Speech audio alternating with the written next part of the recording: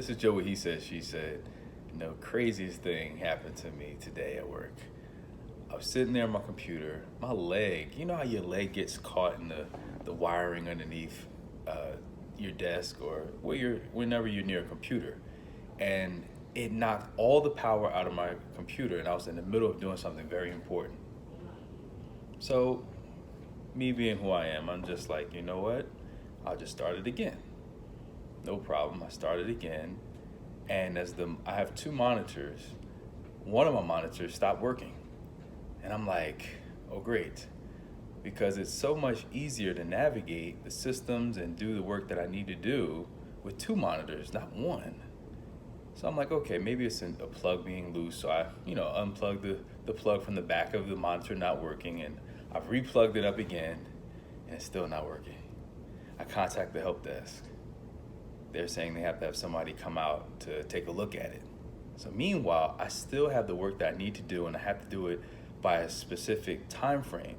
I have deadlines to meet. So what happens? Can I move the deadline back? No. These deadlines are hard and firm, and I have to be able to do what I need to do in order to make it happen. How many times have we had things that unexpectedly happen to us and we blame the situation?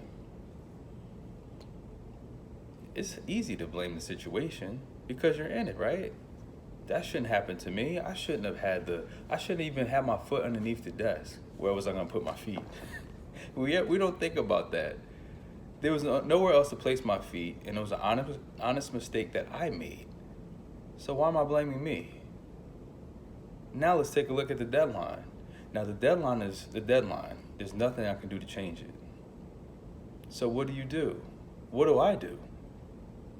This is a great time for me to make excuses. Hey, I missed the deadline because I had something happen to my computer. It's just like back in the day in school, you didn't do your homework. Oh, my dog ate my homework.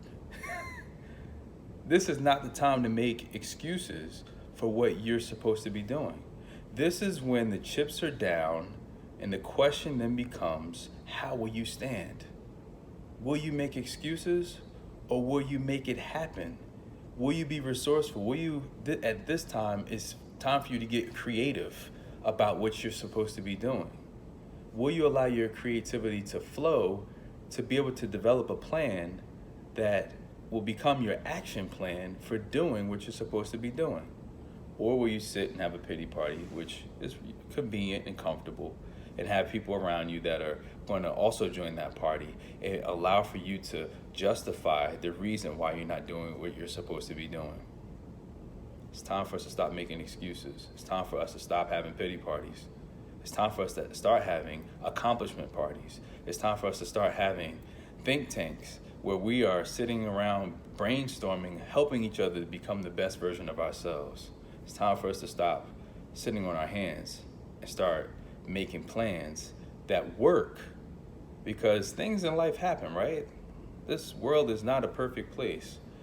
There's going to be things that just jump in front of you. You're like, I had no idea that this would happen. My backup plan failed. My backup to my backup plan failed. The backup to the backup to the backup plan failed. Now what am I going to do? Use this right up here. Use your resources. Think for a moment. No one says you have to have it all figured out instantly. Just sit for a moment and say, what can I control? What can't I control? What is out of my control, and what is in my control? The things that are in my control, how can I work this to work things out? Who can I communicate that may be able to help me? It's time for us to start having the individualistic behavior and mindset that this society breeds.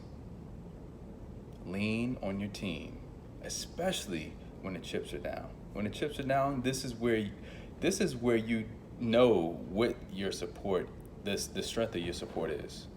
You won't know what the strength of your support is until the chips are down.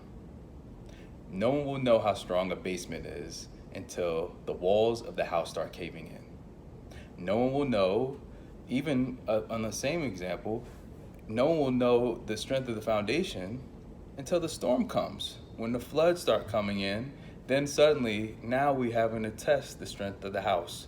And the strongest part of the house is the foundation.